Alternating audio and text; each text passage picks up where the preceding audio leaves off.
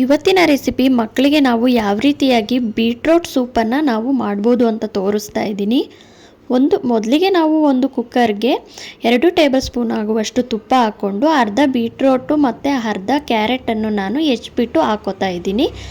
ಈ ಎರಡನ್ನೂ ನಾವು ತುಪ್ಪದಲ್ಲಿ ಹುರ್ಕೋಬೇಕಾಗುತ್ತೆ. ಹುರ್ಕೊಂಡು ನಾನು ಒಂದು ಹಿಡಿಯೋಷ್ಟು ಹೆಸರು ಕಾಳು, ಮೊಳಕೆ ಕಟ್ಟಿದ ಹೆಸರು ಕಾಳನ್ನು ನಾನು ಹಾಕೋತಾ ಇದ್ದೀನಿ.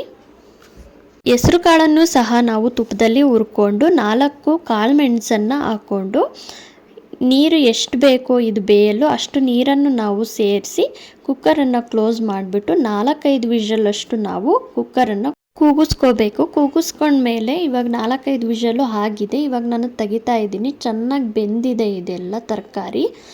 ಈ ತರಕಾರಿನೆಲ್ಲ ಒಂದು ಪ್ಲೇಟ್ಗೆ ನಾವು ಎತ್ತಿಟ್ಕೊಳ್ಳೋಣ. ಎತ್ತಿಟ್ಕೊಂಡು ಅದು ಸ್ವಲ್ಪ ತಣ್ಣಗಾಗಬೇಕು. ತಣ್ಣಗಾದ್ಮೇಲೆ ನಾವು ಮಿಕ್ಸಿಗೆ ಹಾಕೋಬೇಕಾಗುತ್ತೆ.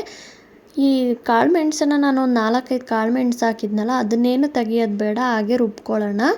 ಇವಾಗ ಸ್ವಲ್ಪ ನೀರಿದೆಯಲ್ಲ, ಬೇಯಿಸಿರುವಂತಹ ನೀರು, ಈ ನೀರು ನಮಗೆ ಬೇಕಾಗುತ್ತೆ. ಹಾಗಾಗಿ ಒಂದು ಬಟ್ಟಲ್ಗೆ ಎತ್ತಿಟ್ಕೊಳ್ಳೋಣ.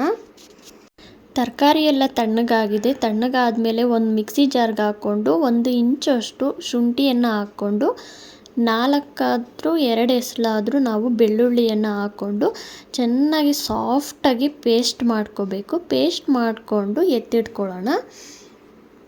ಇವಾಗ ಒಂದು ಪ್ಯಾನ್ಗೆ ನಾವು 1 ಟೇಬಲ್ ಸ್ಪೂನಷ್ಟು ತುಪ್ಪ ಹಾಕ್ಕೊಂಡು ಸ್ವಲ್ಪ ಜೀರಿಗೆ ಪುಡಿಯನ್ನು ನಾನು ಹಾಕೋತಾ ಇದ್ದೀನಿ. ಜೀರಿಗೆ ಪುಡಿ ಸ್ವಲ್ಪ ಫ್ರೈ ಆದಮೇಲೆ ತುಪ್ಪದಲ್ಲಿ ಇವಾಗ ನಾವು ಪೇಸ್ಟ್ ಮಾಡ್ಕೊಂಡಿದ್ವಲ್ಲ, ಆ ಪೇಸ್ಟನ್ನು ನಾವು ಈ ಪ್ಯಾನ್ಗೆ ಹಾಕ್ಕೊಂಡು ಚೆನ್ನಾಗಿ ತಿರುಗಿಸ್ಕೊಳ್ಳೋಣ. ತಿರುಗಿಸ್ಕೊಂಡ್ಬಿಟ್ಟು ನಾವು ಇವಾಗ ನೀರನ್ನು ಎತ್ತಿಟ್ಕೊಂಡಿದ್ವಲ್ಲ ಮುಂಚೆನೇ, ತರಕಾರಿ ಎಲ್ಲ ಬೆಂದಿರುವಂತಹ ನೀರನ್ನು ನಾವು ಇದಕ್ಕೆ ಆ್ಯಡ್ ಮಾಡಿಬಿಟ್ಟು ಚೆನ್ನಾಗಿ ಎಲ್ಲದನ್ನು ಪೇಸ್ಟು ಮತ್ತು ನೀರು ಹೊಂದುವಂತೆ ನೀಟಾಗಿ ಮಿಕ್ಸ್ ಮಾಡ್ಕೊಳ್ಳೋಣ. ಮಿಕ್ಸ್ ಮಾಡಿಕೊಂಡು ಇವಾಗ ನಾನು ಚಕ್ಕೆ ಪುಡಿಯನ್ನು ಮಿಕ್ಸ್ ಮಾಡ್ಕೋತಾ ಇದ್ದೀನಿ. ಚಕ್ಕೆಯನ್ನು ಮುಂಚೆನೇ ನಾನು ಪುಡಿ ಮಾಡಿಕೊಂಡು ಇಟ್ಕೊಂಡಿದ್ದೀನಿ. ಆ ಪುಡಿಯನ್ನು ನಾನು ಇದಕ್ಕೆ ಸೇರಿಸ್ತಾ ಇದ್ದೀನಿ. ಒಂದು 5 ನಿಮಿಷನಾದರೂ ಈ ಸೂಪು ಚೆನ್ನಾಗಿ ಒಂದು 5 ನಿಮಿಷನಾದರೂ ಕುದಿಬೇಕು.